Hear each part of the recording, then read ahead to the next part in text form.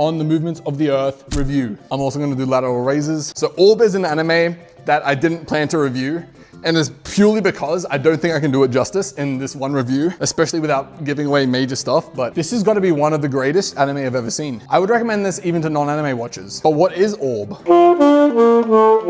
Orb is set in around 15th century Poland, where the church kind of rules everything, has all the power. And if you go against the church, you're kind of cooked.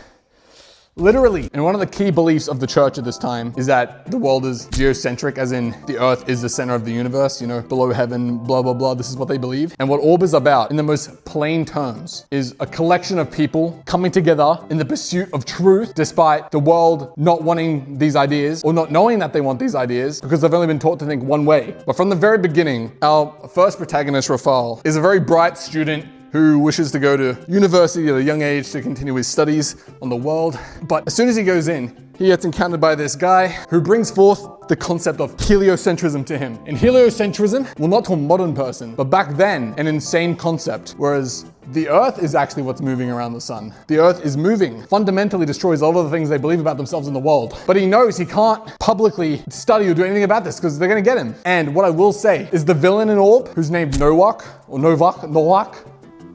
has to be, without a doubt, top 3 anime villains of all time. Could be more, but very rarely, especially when watching anime, because you know, it's a cartoon. Do I feel actual fear for the characters on screen when Novak's on screen? It's actually tense. Every time he's on screen, it's just the way they write these characters and the way what we've seen them to be capable of even immediately on in the show. It's brilliant. It's brilliant.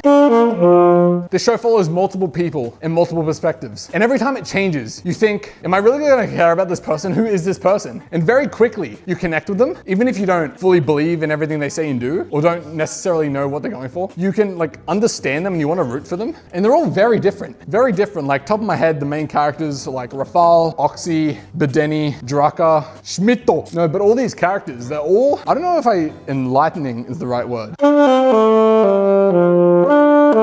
Whilst this anime does have some fight scenes, that is definitely not the essence or even a main draw of the show at all. The dialogue is one of the best I've seen. I can't even think of an anime to liken this to. The only thing I can maybe think of, but it's not even, I was thinking Vinland Saga, but it's really not.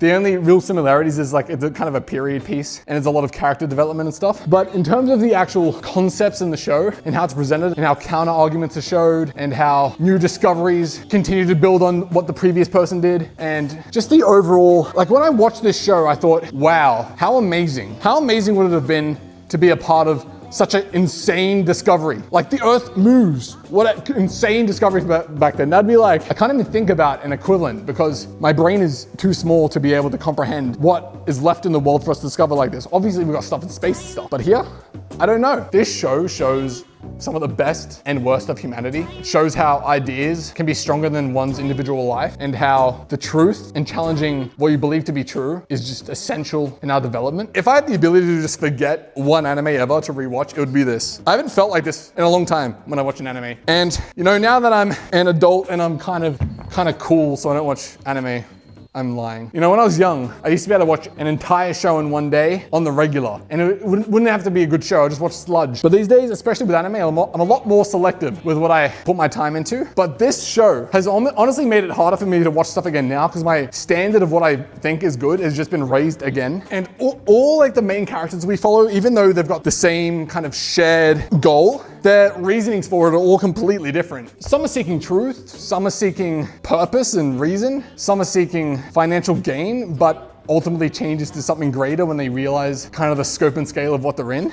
Even Novak, who I said is a terrifying villain, you can feel for him. You can feel for everyone in this show, really. And I just can't recommend it enough. And I have not done this justice by any means, but I needed to say something about Orb, okay? Even if you do not watch anime, I would watch Orb. To my understanding, it's on Netflix. That's where I watched it at least. So a lot of you should be able to watch it. And with that said, I don't even think I can give a TLDR to this one just because it's too good. Just watch the video, please. Just watch the video and subscribe, please. But with that said, Orb gets